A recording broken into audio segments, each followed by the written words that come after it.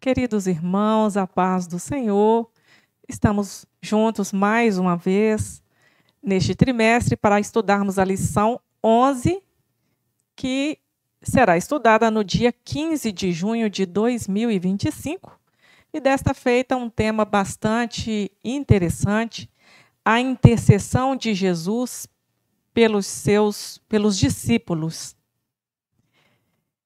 Este tema, eu diria, nós estamos estudando, né, o Verbo se fez carne, Jesus, sobre o olhar do apóstolo João. E este tema, especificamente da lição 11,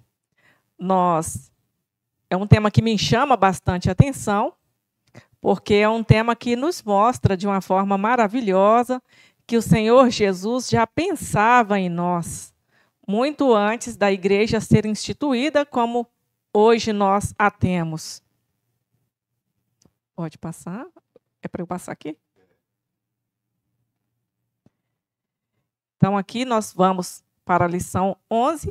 O nosso texto áureo, a vida eterna é esta, que conheçam a ti só, por único Deus verdadeiro, e a Jesus Cristo, a quem enviaste.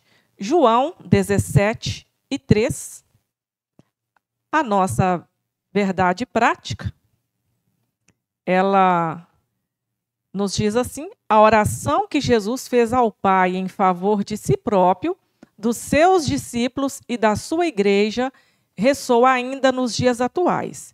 Então, nós temos neste capítulo 17, ou neste domingo, a oração sacerdotal de Jesus, ou a tríplice oração de Jesus, onde nós iremos ver sobre onde ela é dividida em 3 partes. Jesus ora por si, pela sua glorificação, ora pelos seus discípulos e ora por todos aqueles que haveriam de crer na sua palavra. A nossa leitura bíblica está em João, capítulo 17, versículos 1 a 3 e versículos 11 a 17. É claro que essa oração sacerdotal, ela não está toda aí na nossa leitura bíblica. Você em casa tem liberdade e deve ler, fazer toda essa leitura do versículo 1 até o versículo 26, mas aqui nós vamos ler apenas os versículos indicados na leitura bíblica em classe. Por gentileza, irmão Carlos.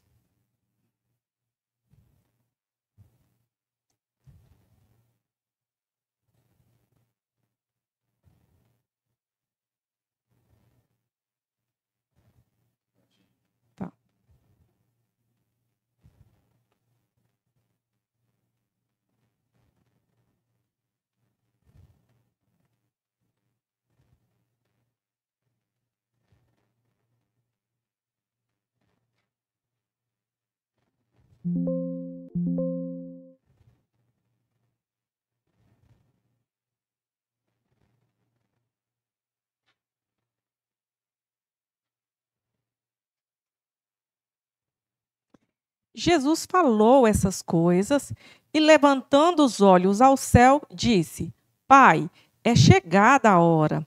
Glorifica teu filho, para que também teu filho te glorifique a ti. Assim como lhe deste poder sobre toda a carne, para que dê a vida eterna a todos quanto lhe deste, e a vida eterna é esta, que conheçam a ti só, por único Deus verdadeiro, e a Jesus Cristo, a quem enviaste. Versículos 11 a 17.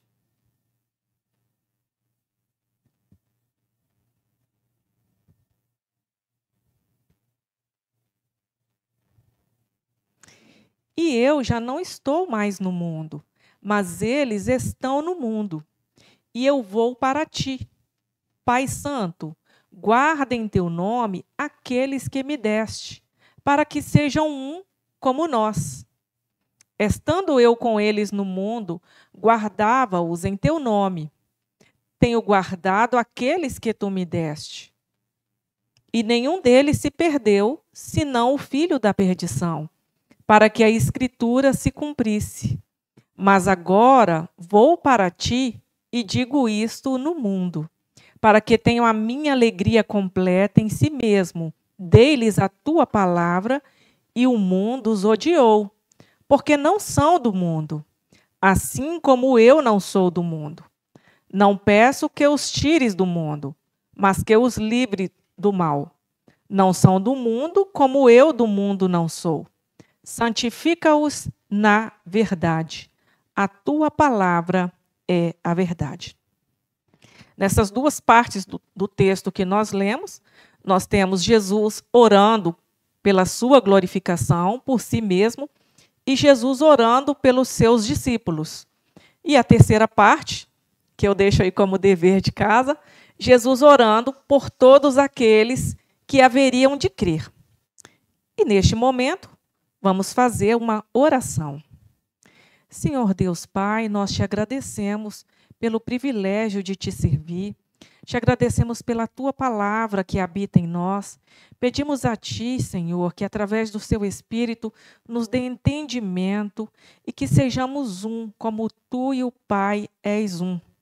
Senhor, nos abençoe nesta noite e que no domingo, Senhor, através de nós, as nossas classes sejam edificadas. Em nome de Jesus. Amém. A nossa lição, nós temos 3 objetivos. O primeiro deles, meditar sobre a oração de Jesus pela sua glorificação, que se refere à sua missão redentora. O segundo, examinar a oração pelos discípulos, para que sejam protegidos e santificados. Terceiro, mostrar a oração por aqueles que futuramente creriam, evidenciando sua perspectiva eterna e inclusiva sobre o reino de Deus. Então, nós já falamos, essa oração, esse capítulo, nós podemos dividir, né, a tríplice oração de Jesus, e nós iremos estudar cada uma dessas partes em 3 tópicos da nossa lição. A palavra-chave dessa lição é intercessão, e aqui nós temos Jesus como o supremo intercessor, aquele que viveu entre nós, que conheceu as nossas dores e que, portanto, pode chegar ao Pai e interceder por nós. O esboço da nossa lição, nós temos a introdução, a oração de Jesus e sua glorificação. O ponto 2, a oração de Jesus pelos seus discípulos. Ponto 3, a oração de Jesus pelos que viriam a crer. E, por fim, a conclusão.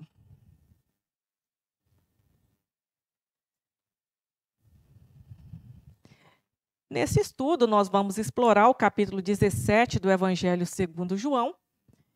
E este capítulo, ele descreve a oração mais significativa que o Senhor Jesus fez. É claro que nós vamos encontrar diversas orações de Jesus. Ele vivia em constante oração. Mas essa, descrita pelo evangelista João, ela é uma oração que traz para nós profundos ensinamentos. O primeiro deles, a primeira parte, em benefício de si mesmo, Jesus ele ora pela sua glorificação no que diz respeito à sua missão redentora. Ele sabia exatamente para que veio. E ele ora para que através dele, Deus fosse conhecido e o evangelho se tornasse meio de salvação para toda a humanidade. O segundo ponto, ele ora pelos seus discípulos para que fossem protegidos de todo o mal e santificados. Versículos 9 a 19. E a última parte, versículos 20 a 26, ele ora por aqueles que futuramente creriam, evidenciando a perspectiva eterna e inclusiva sobre o reino de Deus. Ou seja, desde o início, o plano redentor de Jesus incluía a igreja, o evangelho incluía nós. E isso é um privilégio que nós temos, e quanto mais nós estudamos a palavra e entendemos essas verdades, mais motivos nós temos para glorificar ao Senhor por tão grande salvação que Ele nos concede. O nosso primeiro ponto a oração de Jesus e a sua glorificação. Ponto 1. O que é que nós encontramos nesse ponto? Quando Jesus ele ora por si, é claro que João ele relata aqui a mais elevada oração de Jesus. E ele diz que Jesus falou essas coisas, relatando que Jesus estava dizendo sobre a vinda do Espírito Santo, como no capítulo 16, Jesus estava dizendo sobre a vinda do Espírito Santo como Consolador. E logo que Jesus falou essas coisas, Jesus continua no capítulo 17 com este tema, com essa oração. E certamente Jesus estava no mesmo lugar onde ele compartilhou a última ceia. O texto não descreve exatamente onde ele estivesse, mas, ao que tudo indica, ele estava no mesmo lugar onde ele tenha compartilhado a última ceia. E após ele ter dado instruções aos seus discípulos, meio que fazendo uma antecipação do seu papel intercessório, que passaria a exercer na casa do Pai, ele faz essa oração pelos seus discípulos. Os estudiosos costumam se referir a ela como oração intercessória, ou a oração sacerdotal de Jesus. E aqui nós podemos fazer menção ao texto de Hebreus, capítulo 4. Hebreus, capítulo 4, versículos 14 a 16. Visto que temos um grande sumo sacerdote, Jesus, que Filho de Deus, que penetrou nos céus, retenhamos firmemente a nossa confissão, porque não temos um sumo sacerdote que não possa compadecer-se das nossas fraquezas, porém um que, como nós, em tudo foi tentado, mas sem pecado. Cheguemos, pois, com confiança ao trono da graça, para que possamos alcançar misericórdia e achar graça, a fim de sermos ajudados em tempo oportuno.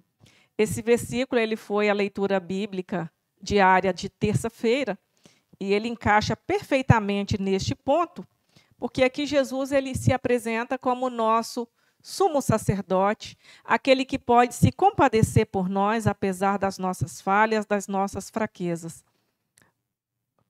Vamos ao slide aqui. Por se tratar de uma oração intercessória, os estudiosos passaram a chamar essa oração de oração sacerdotal de Jesus.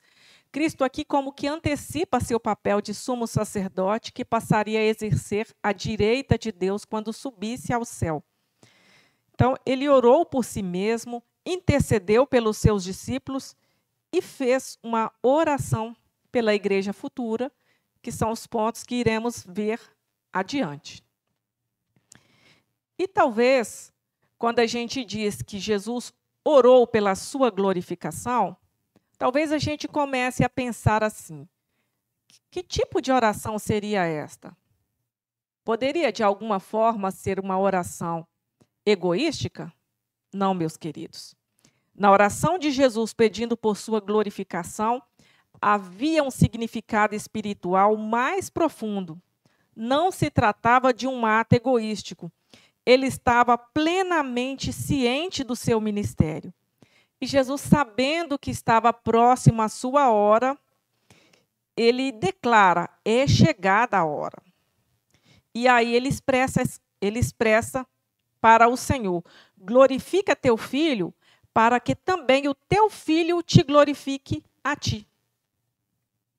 Então, o primeiro pedido de Jesus na oração é que o Pai o glorificasse, a fim de que o Filho também pudesse glorificá-lo. E o que seria glorificar? Glorificar não é dar glória a alguém, não é tornar alguém conhecido.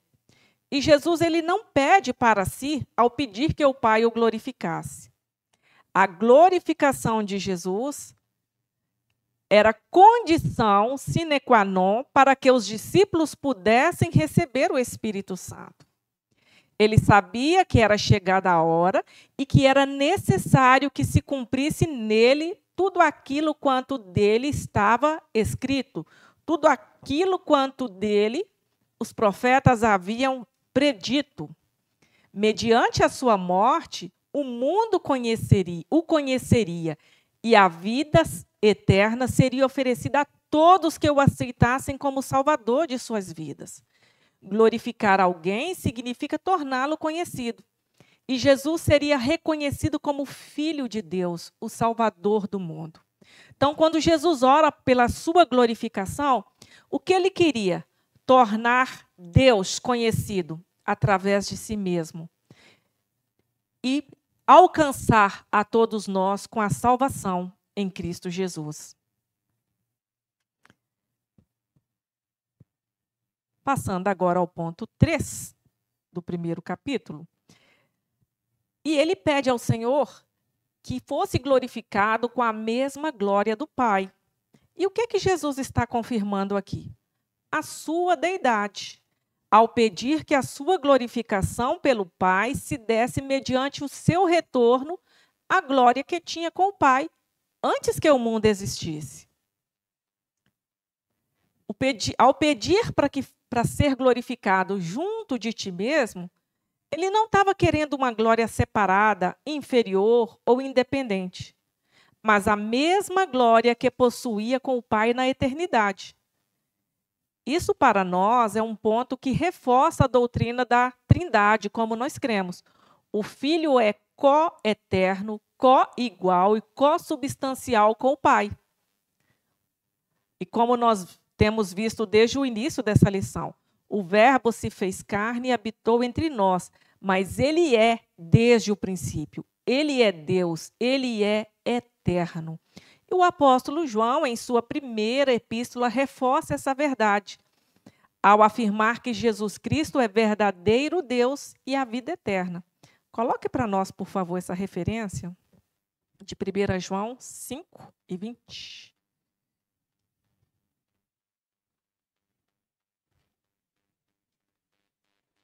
Sabemos que já o Filho de Deus é vindo e nos deu entendimento para conhecermos o que é verdadeiro, e no que é verdadeiro estamos, isto é, em seu Filho, Jesus Cristo. Este é o verdadeiro Deus e a vida eterna. E João, ele falava com intimidade e com convicção daquilo que ele conhecia, daquilo que ele vivenciou. Não se trata, portanto, de um homem pedindo para ser glorificado, mas do próprio Deus encarnado, reivindicando a glória divina que lhe pertence. Então, o que nós temos aqui é Jesus solicitando a glorificação mútua entre Pai e Filho. E somente o Senhor Jesus poderia fazer esse pedido. Porque o que ele está pedindo não é algo que não lhe era próprio. É uma honra que ele possuía antes que o mundo existisse. Essa declaração evidencia a divindade de Jesus ao revelá-lo como um com o Pai. E é com base nessa igualdade com o Pai que o pecador que confessa e se arrepende dos seus pecados recebe a vida eterna. O único Deus verdadeiro e a Jesus Cristo a quem enviaste. Então é só através de entendermos que Deus Pai e Deus Filho são um que nós podemos receber a vida eterna através de Jesus. Essa declaração também tem implicações diretas para a fé cristã. Somente o Filho pode revelar plenamente o Pai. Somente aquele que veio do céu e retornou para lá possui autoridade para dar a vida eterna. Essa referência você pode conferir também, João 3,13. E a salvação, irmãos, ela não é um processo emocional ou filosófico, mas a salvação é um encontro com o próprio Deus que se fez homem para morrer por nós, para morrer pelos pecadores. Ao crer em Jesus, o ser humano não está aceitando apenas um mestre ou profeta, mas reconhecendo o único que pode perdoar pecados, justificar o ímpio e reconciliar o homem com Deus. Romanos 5:1, por favor, coloque essa referência para nós. Sendo, pois, justificados pela fé, temos paz com Deus por nosso Senhor Jesus Cristo. Então, só através de Jesus, só quando aceitamos Jesus e entendemos que ele não é um profeta, ele não é uma pessoa comum, ele é Deus, ele é o Filho de Deus, o único mediador entre Deus e homens. Só entendendo essas verdades é que, através do Espírito Santo, nós somos convencidos e podemos ter vida eterna. Vamos ao ponto 2. A oração de Jesus pelos seus discípulos. Então, logo após ele orar por si, ele começa a falar, a interceder pelos seus discípulos. E nessa oração, inicialmente, Jesus, nos versículos 4 a 8, ele apresenta um relatório do ministério, né, que ele desempenhou no seu tempo na terra. A intercessão pela proteção dos discípulos, ainda no versículo 6, é um testemunho da preocupação de Cristo com a continuidade da obra do reino. Mas ele vai demonstrar um profundo cuidado com os seus discípulos, intercedendo ao Pai em favor daqueles que haviam recebido a palavra e crido em sua missão. Os discípulos haviam convivido com Jesus por um período de quase 4 anos.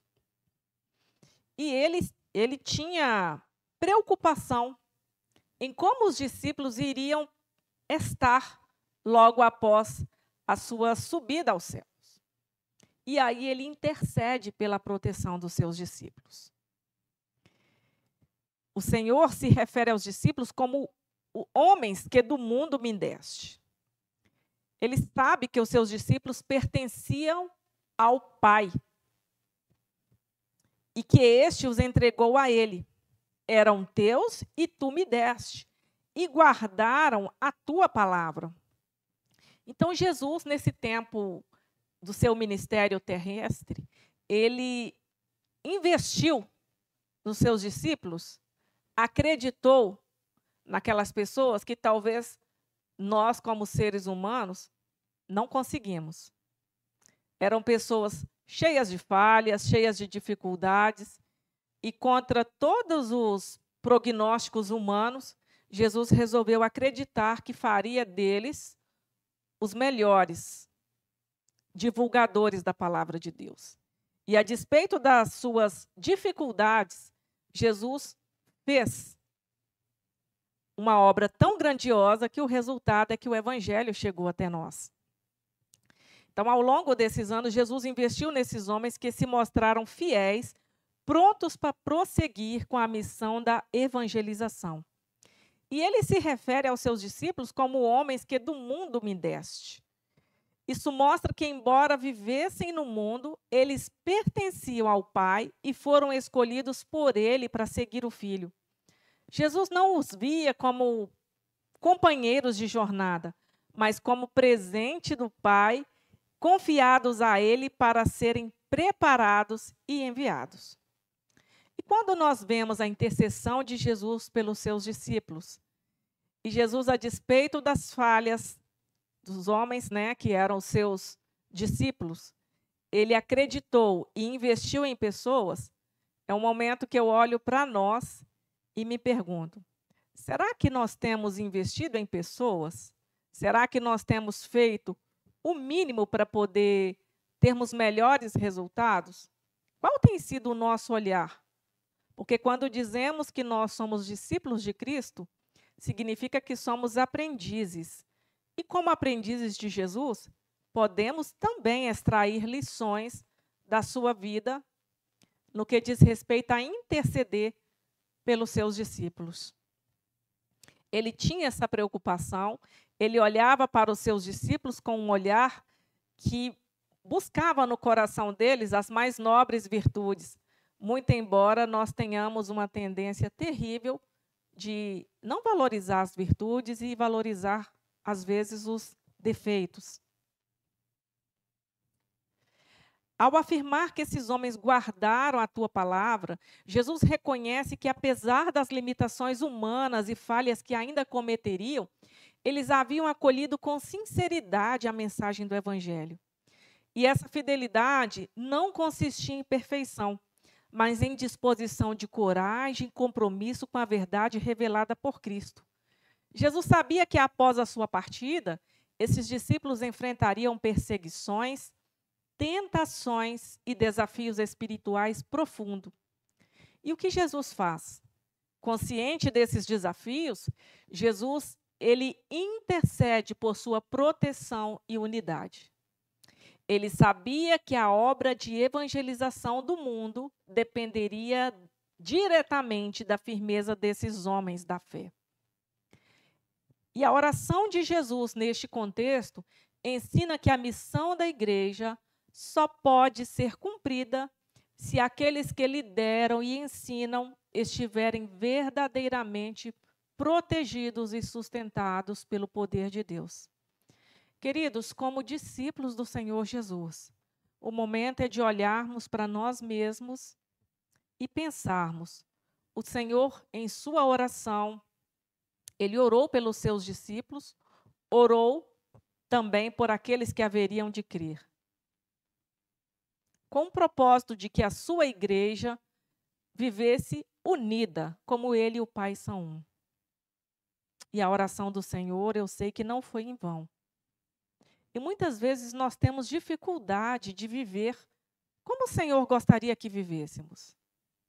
Mas o momento é de olharmos para dentro de nós e pedir ao Senhor que possamos produzir fruto do Espírito e viver como Ele orou por nós. Viver como é o propósito dele para a sua igreja. Jesus reconhece que seus discípulos haviam acolhido e permanecido fiéis à mensagem divina revelada através dele. E quando ele fala que os discípulos haviam guardado a palavra, não significa apenas conhecê-la, mas o guardar a palavra é permitir que ela transforme a vida.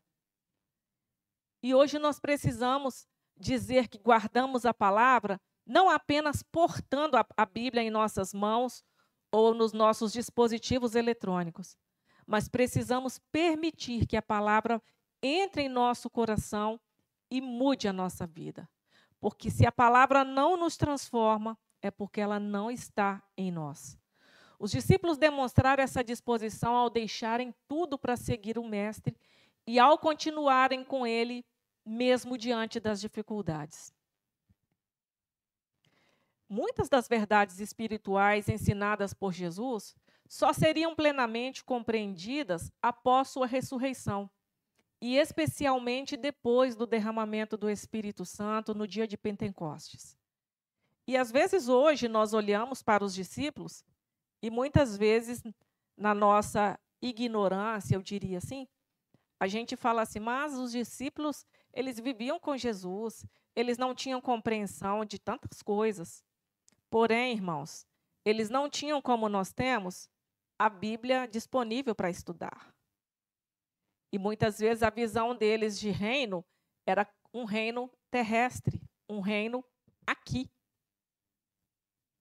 Então, eles não conseguiam entender a dimensão do reino de Jesus como um reino espiritual, um reino futuro. Muitas das verdades que Jesus ensinou a eles, eles só compreenderam depois. Tanto é que nós vemos os discípulos, a aflição deles no caminho de Emaús, quando Jesus se aproxima deles e eles começam a conversar de uma forma um tanto quanto eles estavam aflitos, e eles falam, né? Só você, forasteiro por aqui, e você não sabe o que está acontecendo. E após, quando eles estavam finalizando o caminho, eles convidam aquele estranho companheiro para entrar na casa deles. E no partir do pão, eles percebem que aquele companheiro era Jesus, o próprio Jesus que estava junto deles. Então, muitas das verdades espirituais, todos eles sabiam que Jesus morreria, que Jesus havia dito que iria ressuscitar, mas eles não conseguiam compreender exatamente muitas verdades que Jesus havia ensinado a eles. Protegidos do mundo, 2.3. A afirmação de Jesus em João 17:14, dei-lhes a tua palavra e o mundo os odiou porque não são do mundo, assim como eu não sou do mundo, revela uma profunda verdade espiritual. Os discípulos de Cristo não pertencem mais a esse sistema mundano. Queridos, e o mundo não nos cabe. Os discípulos de Jesus não pertencem, nós não pertencemos a este mundo. E é natural que o mundo se sinta incomodado com a nossa presença. Se tudo estiver bem, se nós estivermos muito tranquilos aqui, significa que nós estamos perdendo o foco da nossa cidadania. Aqui nós somos forasteiros, estamos aqui de passagem, porque o nosso lugar, a cidade que nos espera é celestial. O mundo não tolera a verdade que denuncia o pecado. E por isso odeia aqueles que foram transformados pela palavra. No entanto, essa inimizade é uma marca de que pertencemos a Cristo. Jesus mesmo afirmou que se fôssemos do mundo, o mundo nos amaria. Mas justamente porque fomos tirados dele, somos alvos de sua hostilidade. E é por isso que, escrevendo aos Romanos, o apóstolo Paulo, no capítulo 12, diz: não vos conformeis com o mundo, mas transformai-vos pela renovação do vosso entendimento, para que experimenteis qual seja a boa, perfeita e agradável vontade de Deus. Cristo não orou para que os discípulos fossem tirados do mundo. E claro, como tudo tem o tempo certo, o Senhor Jesus, ele orou para que os seus discípulos fossem guardados do mal, não para que eles fossem tirados prematuramente do mundo. A proteção do Pai não significa ausência de lutas, mas presença constante no meio dessas. Jesus sabia que os seus seguidores enfrentariam pressões, tentações e rejeições. Por isso, intercedeu, pedindo ao Pai que os guardasse. Queridos, a nossa proteção, ela está na comunhão com Deus, na obediência à sua palavra e na atuação do Espírito Santo em nós. É por isso que as armas da nossa luta, elas são espirituais, como está descrito por Paulo em Efésios capítulo 6. Por quê? No mundo nós teremos aflições, teremos angústia. E o Senhor Jesus, ele não orou para que fôssemos tirados do mundo. Mas nós temos certeza de que teremos presença constante do nosso Consolador, do Espírito Santo, para nos ajudar nas nossas fraquezas. O último ponto, capítulo 3, a oração de Jesus pelos que viriam a crer. E eu gosto muito desse texto, para que todos sejam um. A oração pela unidade da igreja. Quando o Senhor intercede, dizendo para que todos sejam um, assim como tu, ó Pai, estás em mim e eu em ti, ele revela o desejo de uma união que vai além da aparência ou organização religiosa.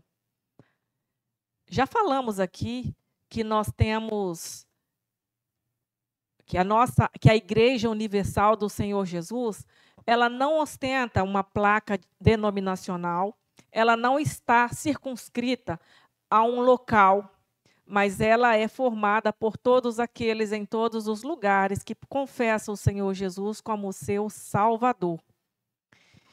E é por essa igreja, por todos aqueles que haveriam de crer, que o Senhor Jesus intercede para que todos fossem um, como ele e o Pai são um.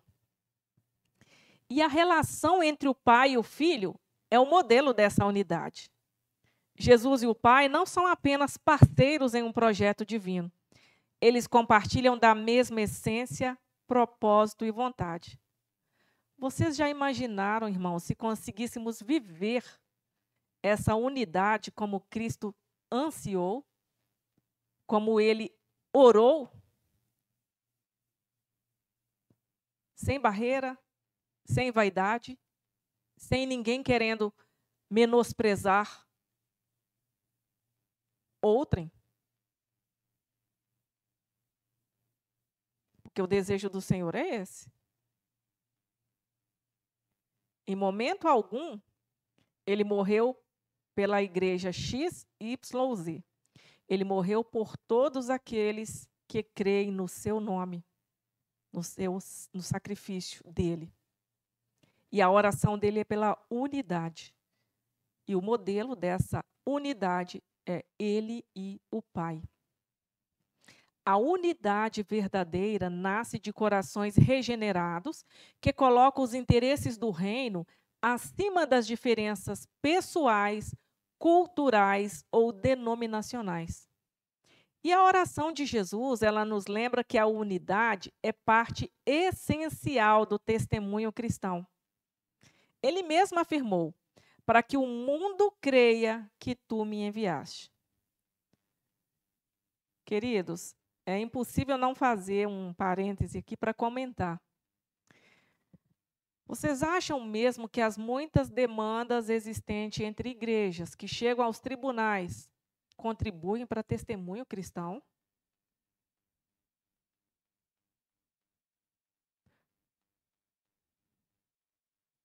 O que eu escuto no ambiente corporativo, no ambiente jurídico onde eu vivo, quando ouvimos, de demandas envolvendo denominações religiosas, o que a gente percebe é que as igrejas se tornam motivos de chacota, de vaidade, mas menos testemunho cristão. E isso às vezes deixa a gente constrangido, entristecido.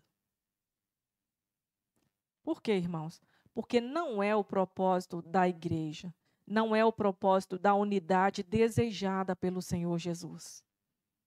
A igreja, ela precisa demonstrar unidade, e não é demonstrar para que os outros vejam, é demonstrar para que possamos viver em unidade, para que possamos cumprir o propósito de Deus enquanto igreja.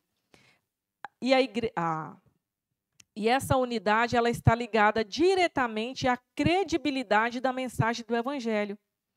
O mundo precisa ver nos cristãos algo que comprove a realidade de Cristo.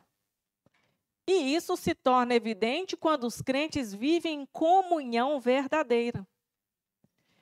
E quando é que essa unidade será manifesta plenamente? Quando todos os filhos de Deus se revelarem como herdeiros da vida eterna. Às vezes a gente vê tanta confusão, tantas brigas, especialmente nesses dias de rede social, onde nós podemos usá-las para difundir o reino, como também para causar discórdias e semear contenda entre os irmãos, que às vezes a gente percebe que as tantas desavenças entre os irmãos, elas acabam afastando outras pessoas do Evangelho. E eu fico pensando assim, mas espera aí, nós não dizemos que estamos indo para o céu? Como podemos ir ao céu se estamos com tantas picuinhas? Sejam as razões que forem, aqui eu não estou falando quem está certo, quem está errado, cada um dará conta de si mesmo a Deus, mas nós precisamos ter muito cuidado nos debates que entramos, no uso das nossas redes sociais, nos comentários que fazemos, porque a unidade que o Senhor Jesus requer de nós, as pessoas estão olhando para nós e a glória de Cristo precisa ser refletida em nós. A unidade dos salvos se manifestará plenamente na glória quando os filhos de Deus se revelarem como herdeiros da vida eterna. E Jesus declarou: eu lhes dei a glória que a mim me deste, para que sejam um, como nós somos um. E essa glória compartilhada é um sinal de que, apesar das lutas e imperfeições presentes, Deus está operando na vida dos que creem, preparando-os para a eternidade. Queridos, de nós mesmos, nós somos falhos, somos imperfeitos, temos dificuldades de perdoar, mas o Espírito Santo é aquele que produz em nós o fruto do Espírito, é aquele que produz em nós a longanimidade, a bondade, o amor, a mansidão, a temperança. E com ele agindo em nós, nós podemos ser unidos, viver a unidade que o Senhor Jesus orou para que vivêssemos. Oração por um encorajamento à unidade. Nos versículos 21 e 22, Jesus intercede para que os seus seguidores permaneçam unidos, não por um interesse institucional ou por conveniência humana, mas por causa do testemunho que essa unidade carrega diante do mundo. Jesus mostra que a unidade entre os crentes é uma poderosa evidência da veracidade de sua missão redentora. Portanto, sua oração é também um encorajamento para que os discípulos jamais abandonem esse compromisso. Então, essa oração por um encorajamento à unidade, ela está ressoando ainda hoje.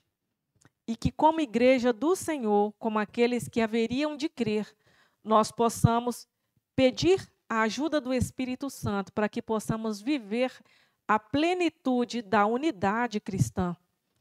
A crença em Cristo como o único e suficiente Salvador é a principal razão da unidade. E sem essa unidade, meus irmãos, o testemunho perde completamente a sua credibilidade. Quando os crentes brigam entre si, quando as divisões dominam os relacionamentos, quando o ego fala mais alto que o amor, o mundo desacredita na mensagem que pregamos. É como se pregássemos uma coisa, mas a nossa prática estivesse longe daquilo que falamos. A credibilidade do Evangelho está intimamente ligada à maneira como os cristãos vivem em comunhão. E cabe a cada crente cultivar amor, humildade, perdão, paciência, que são pilares que sustentam uma comunhão verdadeira. Ah, irmão, mas aí eu vou fingir que eu não estou vendo as diferenças? Não, queridos. Não se trata de ignorar as diferenças, mas superar com maturidade e zelo pelas coisas do alto. É quando nós olhamos para as diferenças que temos com os outros, mas unidos por um bem maior, por uma causa maior, pelo reino de Cristo, e com a ajuda do Espírito Santo, nós superamos todas as diferenças. E, na verdade, quando eu olho para as diferenças que nós temos com os outros, eu vejo que é a multiforme graça de Deus. Porque quando eu olho para mim, fico pensando, se tivesse umas 2 leidinhas, seria bem suportável. Às vezes eu olho para mim, para as minhas inquietudes, a minha forma de agir, e eu fico pensando como Deus é bom e dota a igreja de pessoas tão diferentes, e cada um com um talento diferente. E eu acho isso muito maravilhoso mesmo, irmãos, quando pensamos no corpo de Cristo e quando pensamos que nós precisamos ensinar que a forma como Deus dotou a igreja de pessoas diferentes para realizar a sua obra é maravilhosa. E nós precisamos aprender a viver com as diferenças e não só a viver. Através do nosso exemplo, as crianças, os nossos filhos, eles também irão conviver de uma forma muito mais harmoniosa com as pessoas que são diferentes. A oração por encorajamento à unidade não é apenas uma lembrança do desejo de Jesus, mas uma convocação à ação. Devemos zelar por essa unidade com diligência. Por quê, irmãos? Porque a unidade glorifica a Deus edifica a igreja e torna o evangelho visível e crível ao mundo. Quando eu estava preparando essa lição, eu até me lembrei de quando nós recebemos aqui no Templo Central os irmãos da igreja AD Macapá. E o nosso primeiro culto, né, juntos, a gente chamou, né, o culto de integração, de boas-vindas para os nossos irmãos. E o tema que nós escolhemos foi esse tema de João 17, 21, onde o pastor Roberto ele ministrou para que sejam um, como tu, ó Pai, és. Porque nós queríamos realmente que os irmãos sentissem acolhidos em nosso meio e entendessem que não haveria, e não há, né, irmãos? Nós fomos muito abençoados com os irmãos que vieram da AD Macapá e que permanecem conosco até hoje. E nós trabalhamos esse tema, porque a igreja é do Senhor. E aqueles que aqui vieram, e aqueles também que querem vir nos visitar, porque a igreja do Senhor é uma só. Então, o desejo do Senhor é que todos sejam um. E esse também é o nosso desejo, que possamos aprender a viver em unidade. A oração sacerdotal de Jesus continua a ressoar nos dias atuais e nós, conscientes do privilégio de fazer parte do corpo de Cristo, precisamos ansiar pela busca da unidade como Cristo nos ensinou, para que possamos testemunhar com coragem o Evangelho, revelando a obra que o Senhor Jesus realizou no Calvário. Aqui eu quero até fazer um parêntese nesse encerramento. Quando houve aquele desastre, né, há um ano atrás, no Rio Grande do Sul, a gente sabe que o poder público ele falhou muito na sua ação de socorro às vítimas da tragédia. Porém, as muitas igrejas evangélicas, elas, no seu papel social, elas se uniram de maneira interdenominacional e fizeram diversas ações. E eu vi e ouvi testemunhos de pessoas não cristãs falando, né, da relevância do trabalho social das igrejas. E não só nessa área. Quando nós conseguimos trabalhar em unidade, seja na área social, nos hospitais, até na área educacional, as igrejas conseguem fazer um trabalho com excelência. Por quê, irmãos? Porque tudo aquilo que nós fazemos, imbuídos de amor e com a direção do Espírito Santo, não tem como resultado ser outro, senão a excelência. Que Deus esteja abençoando a cada um de vocês, que a aula de domingo seja uma bênção na sua igreja. E eu deixo aí essa palavra, que possamos ansiar pela unidade cristã, em nome de Jesus. Um abraço, Deus os abençoe.